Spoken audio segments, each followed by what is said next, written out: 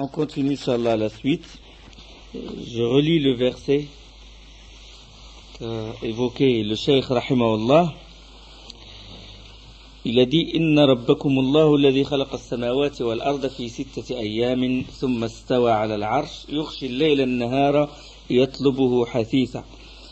Oui, votre Seigneur, c'est Allah qui a créé les cieux et la terre en 6 jours. Puis istawa 'ala le trône. On va expliquer. Il fait que la nuit excitée à poursuivre le jour le couvre, et le soleil et la lune et les étoiles sont sujets à ses ordres. N'est-ce pas à lui seul qu'appartient la création et le commandement? Béni soit-il, béni soit Allah, Seigneur de tous les mondes. Dans Surat 7, verset 54.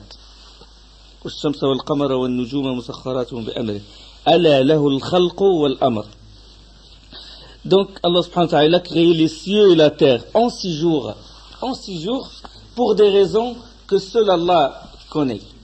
S'il veut, c'est par kun fayakun. Innama amruna li shay'in idha aradnahu an naqula lahu kun fayakun. Quand on veut quelque chose, on le dit soit et il est. Par kun fayakun, subhanahu wa ta'ala. Mais pour des raisons que seul Allah connaît, il a créé les cieux et la terre en 6 jours. Et les Juifs ont menti quand ils dirent qu'Allah s'est reposé le 7e jour. يقول الله سبحانه وتعالى ولقد خلقنا السماوات والأرض وما بينهما في 6 أيام وما مسنا من لغوب. En effet, nous avons créé les cieux et la terre et ce qui existe entre eux en 6 jours sans éprouver la moindre lassitude. Donc, sans éprouver la moindre lassitude, c'est un attribut de négation. Donc, Allah n'est jamais touché par la lassitude, ni par le sommeil, ni par la somnolence, ni par ces attributs-là d'imperfection. Donc ça, c'est le verset dans Surat 50 et le verset 38. ويقول الله سبحانه وتعالى خلق السماوات والأرض إن ربكم الذي خلق السماوات والأرض في 6 أيام ثم استوى على العرش. Donc il a créé les cieux et la terre en 6 jours. Et puis il y a le terme summa. Summa, ça veut dire quoi? Il y a une autre étape. Ça veut dire après avoir créé les cieux et la terre, istawa. Mais qu'est-ce que ça veut dire istawa? Qu'est-ce que ça veut dire istawa chez les Arabes? Istawa, ala. Ala, c'est, comment on appelle ça, préposition? D'accord. Donc istawa, suivi de ala, veut dire irtafa, c'est élevé. Veut dire sa'ida, monter. Veut dire istaqarra, c'est établi ou c'est installé. D'accord? Sa'ida wa istaqarra wa irtafa'a. Et il y a aussi ala. Donc tous c'est des termes qui se rapprochent et qui évoquent l'ulu, l'élévation d'Allah subhanahu wa ta'ala. Donc ala wa ista'la wa istaqarra wa sa'ida, ça c'est le sens de istawa ala en langue arabe pure. C'est ce qu'on a trouvé, c'est ce que les Arabes comprennent. Allah subhanahu wa ta'ala, quand il a révélé le Coran, il a transmis, le prophète sallallahu alayhi wa sallam a transmis le message avec des paroles que eux ils comprennent. Ils le comprennent. Quand le prophète sallallahu alayhi wa sallam, quand Allah il dit istawa ala al-arsh, eux ils comprennent que ça veut dire ala wa sa'ida wa irtafa'a wa istaqarra, qu'il s'est établi, s'est élevé, etc. Comme dans les autres versets quand Allah subhanahu wa ta'ala dit dans quelle sourate déjà? Oui, sur Nuh alayhi salam, فإذ استويت أنت ومن معك على الفلك dans sourate al-Mu'minun. Et lorsque tu seras installé, فإذ استويت أنت ومن معك على الفلك. Il parle à Nuh quand il a construit l'arche. Il a dit, quand tu fais l'istiwa ala l'arche, ça veut dire quoi? Tu t'es installé. Tu t'es installé. Et là, tout le monde est d'accord sur ça. Même les négationnistes, même ceux qui renient qu'Allah est au-dessus du trône, tu lui donnes ce verset-là, les versets sur Nuh alayhi salam, ou dans Surat Zukhruf, quand Allah il dit, وَالْأَنْعَامَ نَعَمْ وَالَّذِي خَلَقَ الْأَزْوَاجَ كُلَّهَا, etc. Il dit, il a parlé de وَالْأَنْعَامَ مَا تَرْكُمُونَ لِتَسْتَوُوا عَلَى ظُهُورِهِ. لتستووا على ظهوره. Ça veut dire que vous montez sur les dos des montures, enfin sur vos montures. Donc, istawa ala la monture, ça veut dire c'est installé sur la monture. Istawa ala l'arche, ça veut dire s'installer sur l'arche. Et là, tout le monde est d'accord. Personne ne peut renier, personne ne peut démentir renier ce verset-là ou dire que Nuh ne s'est pas installé sur l'arche. Quelqu'un peut dire non, Nuh ne s'est pas installé sur l'arche. Tout le monde est d'accord. Mais quand il s'agit d'Allah, là, quand les ambiguïtés, ils ramènent la philosophie grecque là. Ils ramènent leur bagage à eux. Subhanallah. Les Arabes connaissent ce sens-là. Ça veut dire s'est élevé, s'est installé, s'est monté ou s'est établi. Comme il veut, subhanahu wa ta'ala. Comment? Notre règle, on en a déjà parlé. Sans bighayr, tahrif, wala ta'til, wala tamthil, wala takyif.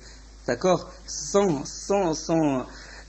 négation, sans déformation, et sans assimilation, sans demander, et sans chercher le comment, ou sans recourir à des comparaisons. D'accord? Donc sans le comment, on ne sait pas. On ne connaît même pas notre âme. Comment il est ton âme? Comment il est l'âme de l'être humain? Il est à l'intérieur de nous, il ne la connaît pas. Et comment on va... Donc Allah subhanahu wa ta'ala, s'il ne nous a pas informé du comment, on dit, nous avons entendu, nous avons jugé que tout ce que tu nous as informé est véridique. Donc, dans la langue arabe, istawa ala, parce que le terme, la préposition ala, c'est elle qui joue un grand rôle, puisque les prépositions ont un grand rôle dans la langue arabe. Il y a une différence entre istawa ila et istawa tout court, parce que si on enlève ala, on dit istawa, ça veut dire égalité. Sawa, égalité. Mais quand on ajoute à istawa, la préposition ala, ça ne veut dire que c'est élevé, monté, c'est installé, c'est établi. D'accord? Donc il s'est établi. Quand il s'est établi? Quand il a créé les cieux et la terre. Donc c'est un attribut de quoi? Un attribut de l'essence? Non, c'est un attribut de l'acte. Sifa fi'liya. C'est un acte d'Allah, comme il veut. C'est pas comme la vie, c'est un attribut de l'essence. Allah était toujours vivant. C'est pas comme l'ilm, la connaissance. Allah, il était toujours connaisseur. Une connaissance non précédée par l'ignorance et ne sera jamais touchée par l'oubli. Donc c'est un attribut de l'essence concernant la connaissance. Maintenant, istiwa, c'est un attribut de l'acte. C'est après avoir créé les cieux et la terre, et puis Allah il dit summa, qui fait mal aux innovateurs. Ce summa, rien que ces deux lettres-là, elles font mal. Summa istawa ala al-arsh. Donc après ça, il s'est établi. Donc c'est un axe d'Allah subhanahu wa ta'ala. C'est un axe propre à lui. Il nous a informé de ça. Il a dit voilà, je me suis établi sur mon trône. Comme il veut subhanahu wa ta'ala. On n'a pas à imaginer, on n'a pas à dire le comment, on n'a pas cherché à recourir à des comparaisons. Al-istiwa'u majhoul. Al-istiwa'u ma'loum wal-kayfu majhoul. L'istiwa, il est connu. Le sens de l'istiwa, il est connu. Wal-kayf, le comment, on ne le connaît pas. Allah ne nous a pas informé. Was-su'alu anhu bid'a. Le fait de chercher, de recourir à chercher le comment Allah s'est établi, ça c'est une innovation parce que Allah ne nous a pas informé. Il ne nous a pas informé comment il s'est établi, subhanahu wa ta'ala. Par miséricorde envers nous. Donc ça c'est l'istiwa. Ceux qui ont dit que istawa ça veut dire dominer, vous êtes d'accord avec moi que il y a istawa, il y a I-S-T, on va le dire en français. I-S-T, A-W et A. D'accord? Eux, au lieu de dire istawa, qu'est-ce qu'ils ont fait? Ils ont rentré le lem. Il y a une anecdote, le lem aussi c'est en français L, on dit aussi L. Ils ont rentré le L, comme ça. Le lem, ils l'ont rentré dans le mot. Istawla. Ils ont dit istawla. Istawa, ça veut dire istawla. toute façon, il se base sur un vers de poème qu'a chanté un chrétien, un kafir. Ils le prennent comme référence, comme quoi istawa veut dire istawla. Et istawla, ça veut dire, je ne sais pas est-ce que derrière le terme dominer ou envahir, le fait d'envahir, il est précédé par un combat ou par un... Non? Ça sous-entend ça? En français, ça sous-entend aussi? D'accord. En arabe, c'est clair. Istawla, c'est après un combat.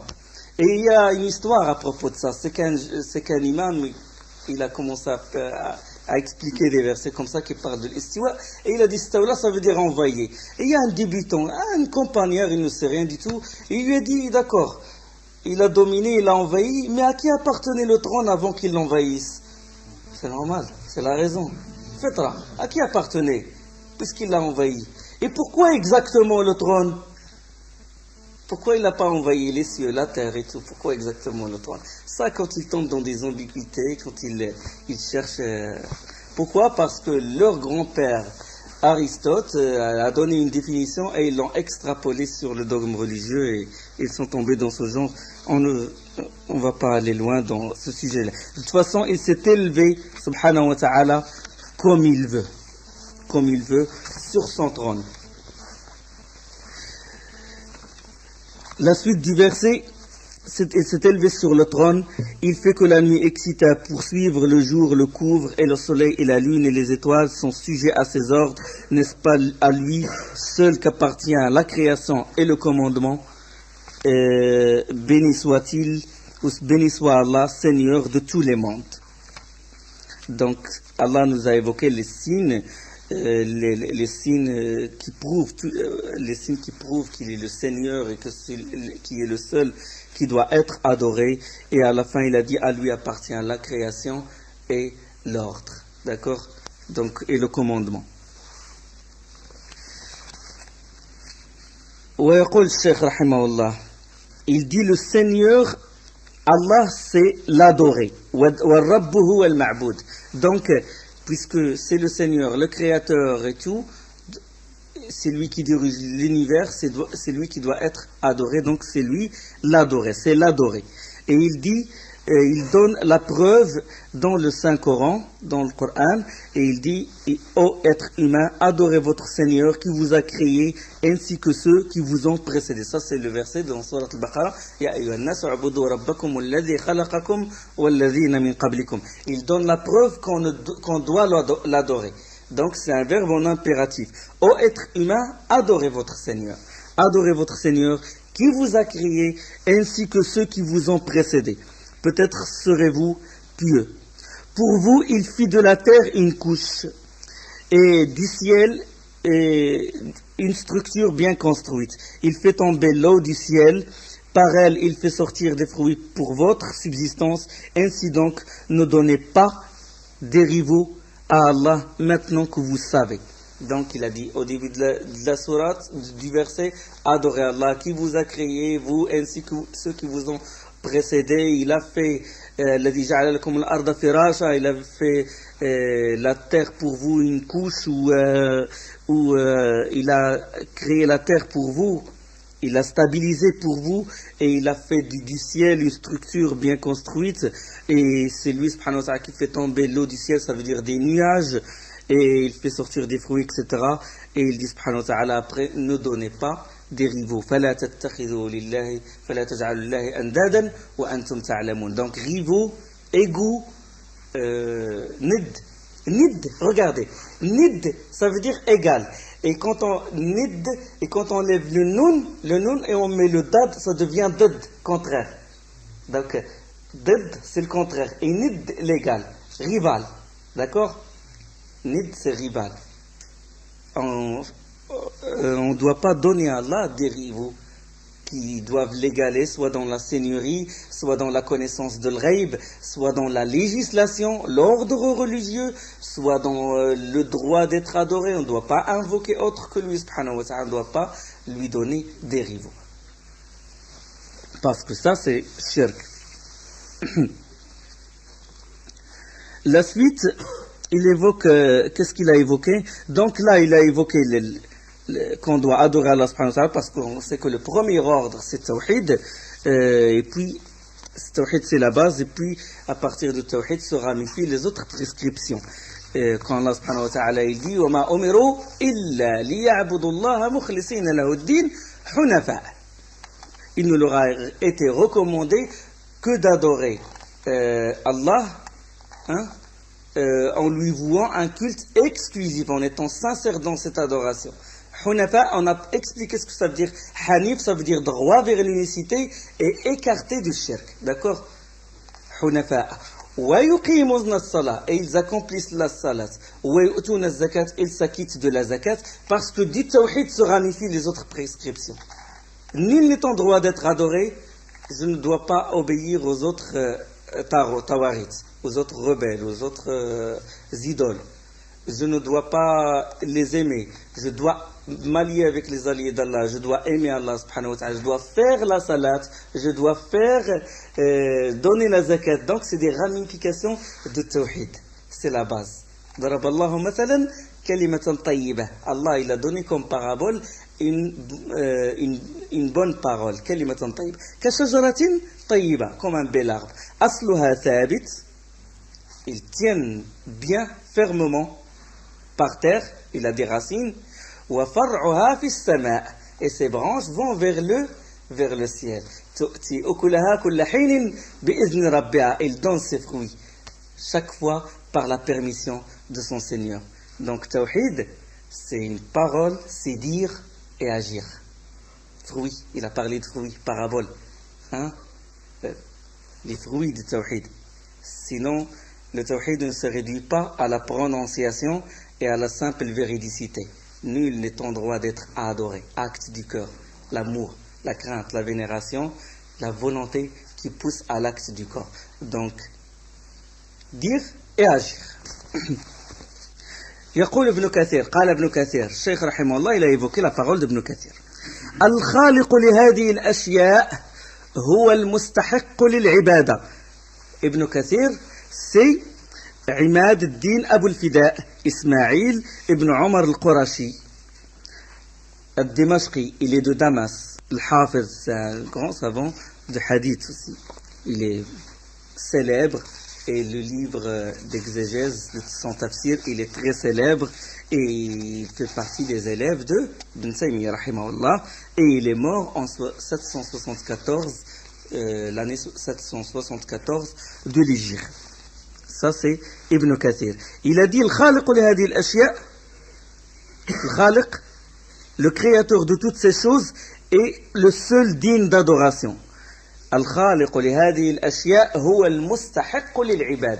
Donc il a expliqué le verset.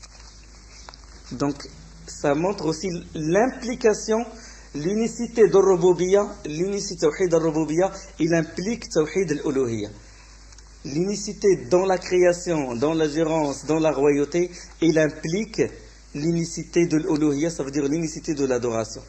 Puisque lui est créateur, puisque lui qui administre tout, puisque lui qui dirige l'univers, puisque lui qui est le roi de l'univers, donc implication, c'est lui qui est en droit d'être adoré. C'est lui que j'adore.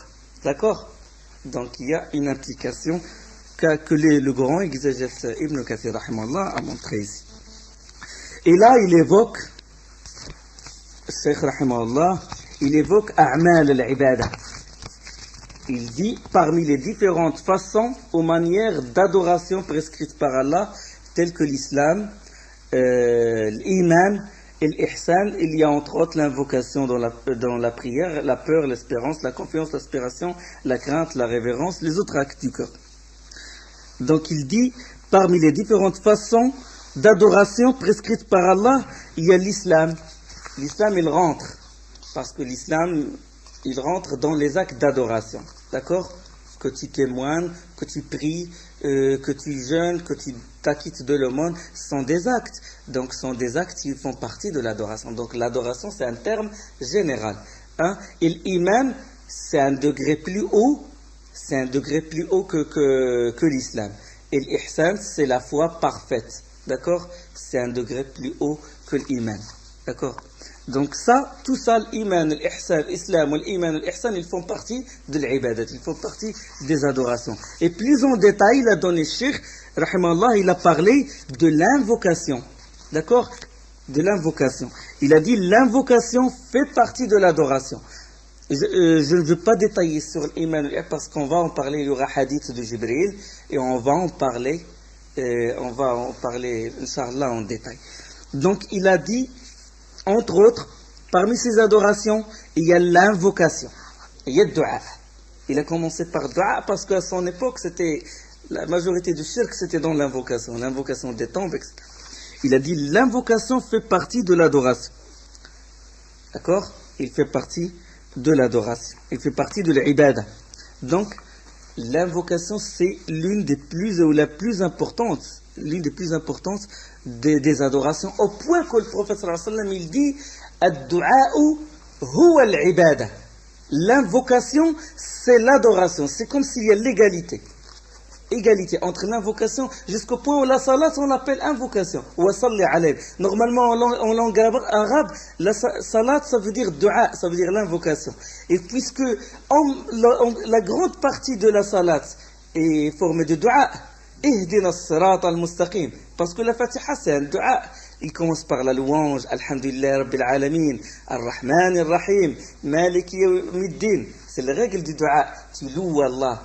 Tu montres ses noms et ses attributs, et après, tu fais une introduction, et après, tu invoques Allah. C'est comme quand on rentre chez un roi et tout, ou quand on lui écrit une lettre, on montre son grade et tout au début, à la tête de la lettre, et en bas, on cherche du travail, on cherche ça, etc. Donc Allah subhanahu wa ta'ala, al-mathal al-a'la, on loue subhanahu wa ta'ala par ses plus beaux noms et attributs, et après on dit guide-nous vers le droit chemin. D'accord? Donc là, la Fatiha, il y a le dua. Dans Soujoud, il y a le dua. D'accord? Donc, la salat, en langue arabe normalement, en langue arabe veut dire dua, veut dire invocation. Comme dans le surat Tawbah, quand Allah dit wa salli alayhim inna salataka sakanun lahum. Wa salli alayhim, ça veut dire invoque Allah pour eux. Salli, regarde, salli qui est salat, veut dire dans ce verset prie pour eux. Et n'ont pas pris la prière avec les actes et tout. D'accord? Donc c'est ça l'importance de l'invocation dans l'adoration. Le hadith, il est connu, le hadith de l'imam Ahmed al-Tirmidhi, de Na'man bin Bashir, quand le prophète sallallahu alayhi wa sallam était sur le manbar, et qu'il a dit ad-du'a'u huwa al-ibada. Le du'a, l'invocation, c'est l'adoration, et il a récité le verset suivant Ud'ouni wa qala rabbukum ud'ouni astajib lakum innal ladhina yastakbiruna an ibadati sayadkhuluna jahannama dakhirin. Invoquez-moi que je vous exauce. Ceux qui sont trop orgueilleux pour m'adorer, regardez, invoquez-moi que je vous exauce. Ceux qui sont trop orgueilleux pour m'invoquer, pour m'adorer. Tellement c'est proche, l'adoration et l'invocation. Ceux qui sont orgueilleux pour m'adorer entreront prostrés dans la Jahannam. Jahannam, c'est un nom, qu'Allah nous en préserve, c'est un nom de l'enfer. Ça, c'est dans Surat Ghafir, l'indulgent, le verset 60. Donc, celui qui invoque autre qu'Allah, dans ce que seul Allah peut faire, est tombé dans le shirk, il est tombé dans la mécréance. D'accord? Il a égalé l'hôte de la tombe, ou la personne, ou la statue, ou n'importe qui, avec Allah subhanahu wa ta'ala. Donc ça c'est... Et le hadith, Cheikh Rahmanullah, il a évoqué, oui, il a mentionné le hadith, l'invocation est le cerveau ou l'essence même de l'adoration. Ad-du'a mukhul ibada. Ad-du'a mukhul ibada. Le hadith de Na'man bin Bashir qui est rapporté par l'imam Ahmed et par Tirmidhi lui-même, il est plus authentique que celui-là. D'accord? L'invocation et le cerveau de l'adoration, c'est un hadith da'if. D'accord? Et l'invocation, c'est l'adoration, il est plus fort et c'est le hadith de Na'man bin Bashir qu'on doit prendre en considération. Mais le sens est vrai. Ça veut dire le sens de la phrase est bon. Que l'invocation, il est vraiment le cerveau ou l'essence même de l'adoration. Donc l'invocation, c'est une adoration pure, tout comme la salade, tout comme le pèlerinage. C'est parce que les adorations, on distingue deux sortes. Il y a des adorations qui sont purement des adorations, des actes qui sont, ou des paroles, qui sont purement des adorations, d'autres qui ne le sont que par l'intention. Il faut faire la différence. L'invocation, c'est une adoration pure. La salade, c'est une adoration pure. Mais le sommeil, le fait de manger, c'est une adoration.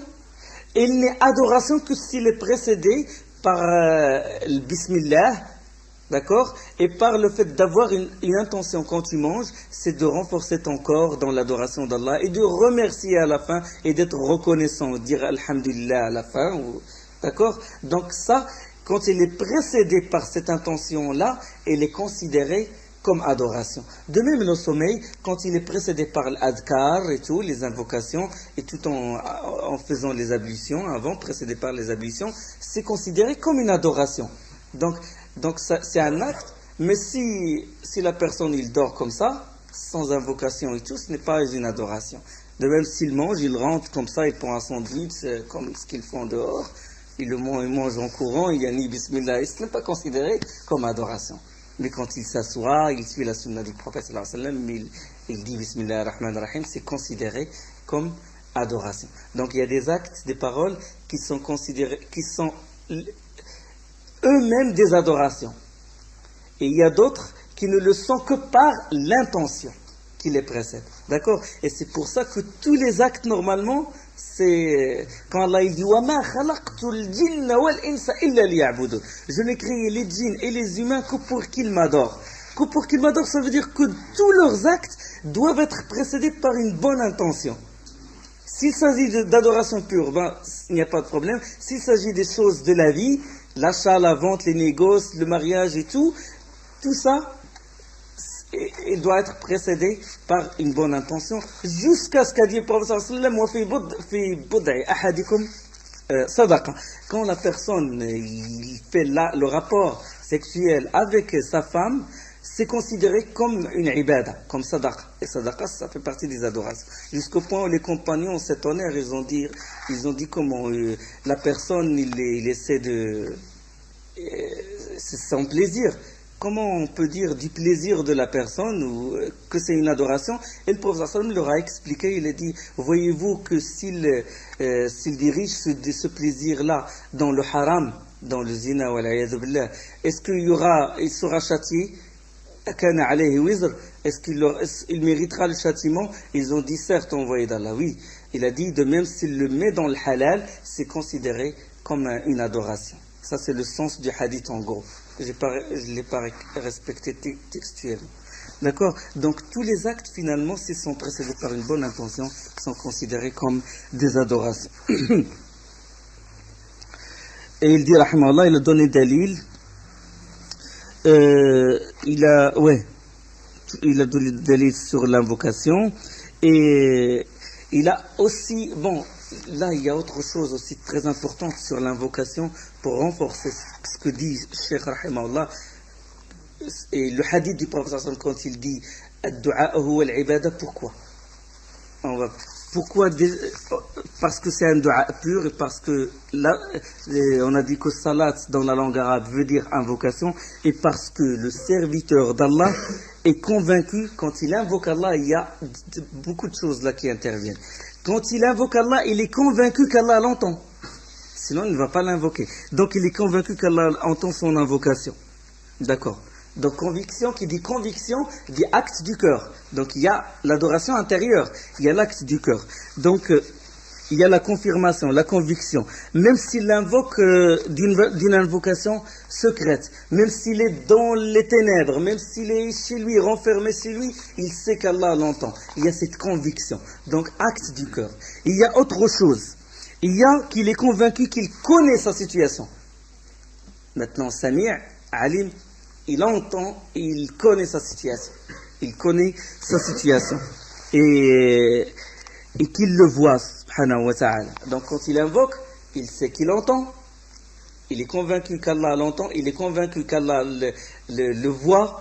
Et qu'il connaît sa situation. Et il y a autre chose, il est convaincu. Et il est il est convaincu qu'Allah connaît ce qu'il veut. Donc, il sait ce qu'il y a à l'intérieur de lui. Sans qu'il il détaille son invocation publiquement, ou sans qu'il la prononce. Avant qu'il ne la prononce, il a une conviction qu'Allah sait ce qu'il y a dans son cœur. Il sait ce qu'il veut. Des fois, même s'il n'arrive pas à formuler son invocation comme il faut, Allah, il sait ce qu'il y a dans son cœur. Il y a aussi, il est convaincu qu'il peut lui enlever le mal dont il souffre et le délivrer ou de lui apporter ce qu'il veut. D'accord? Il est convaincu de ça. Et il y a aussi l'humilité, une certaine humilité du serviteur d'Allah. Et il y a aussi l'insistance. D'accord? Donc, ud'u rabbakum tadarru'an wa khufya. Tadarru'an wa khufya. Invoquez votre Seigneur en toute humilité et en toute discrétion. Donc, il y a tous ces actes du cœur.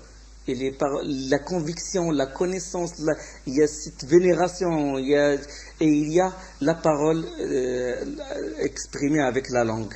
Donc, c'est pour ça que l'invocation est très importante. Et c'est pour ça qu'Allah est allé jusqu'à dire au prophète sallallahu alayhi wa sallam وَلَا تَدْعُ مِن دُونِ اللَّهِ مَا لَا يَنْفَعُكَ وَلَا يَضُرُّكَ فَإِنْ فَعَلْتَ فَإِنَّكَ إِذًا لَمِنَ الظَّالِمِينَ dans Surat Yunus.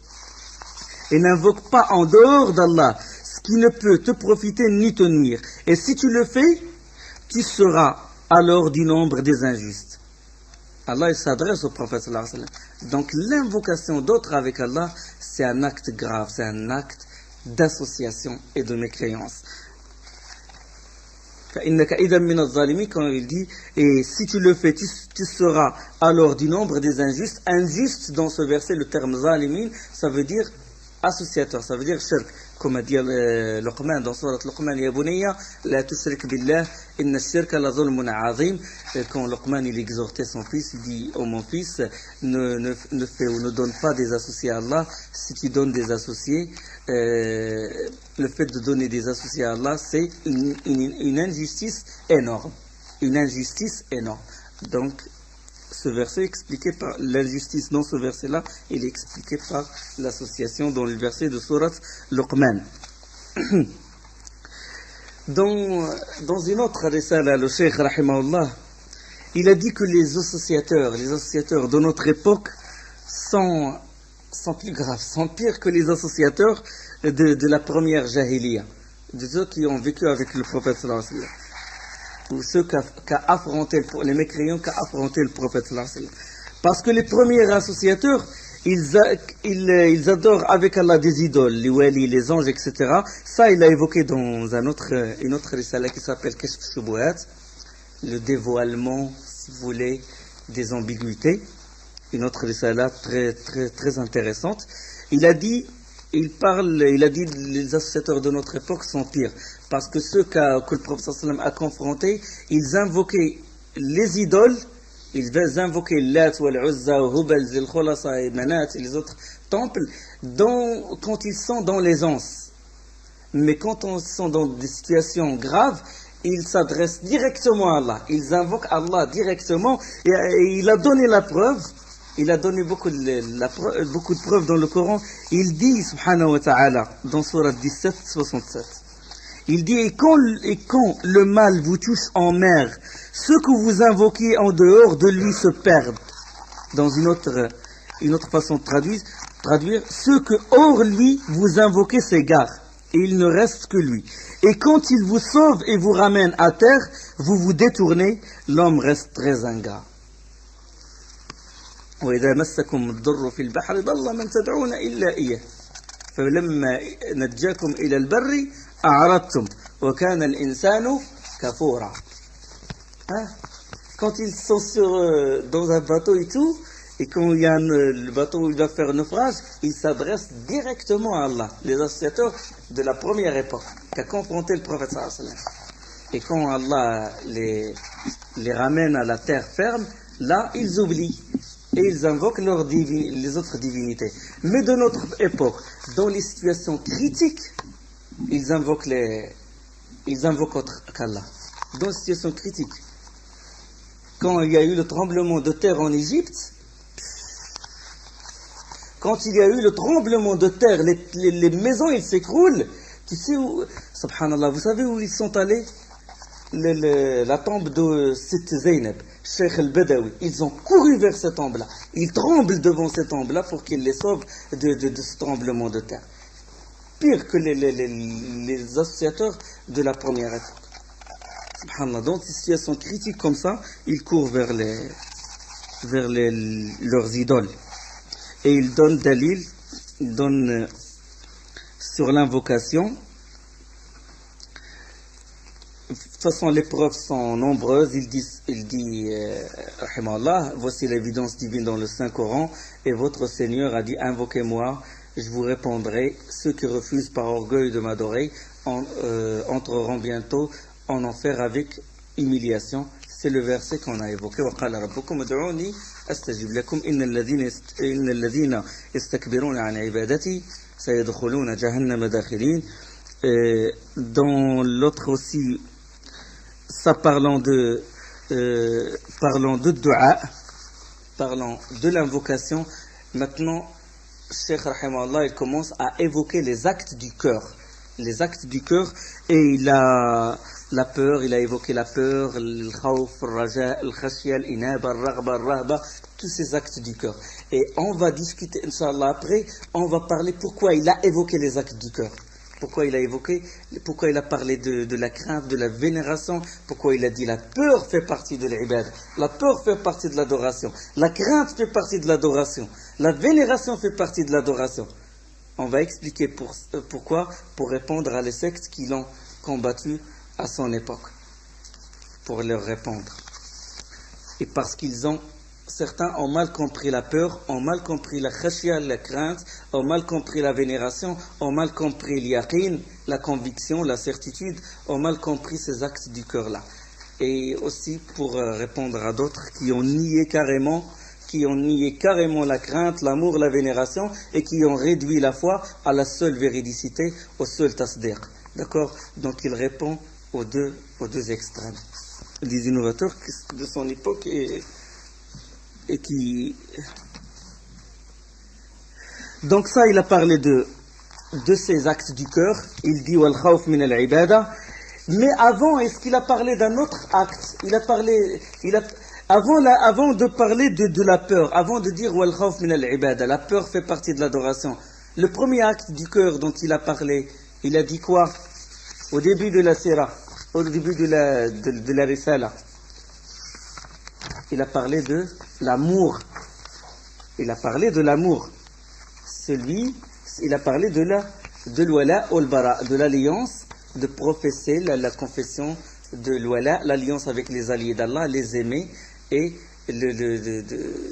l'hostilité, exprimer l'hostilité contre les mécréants et les ennemis d'Allah. Donc il a parlé de l'amour. Et il a évoqué le verset.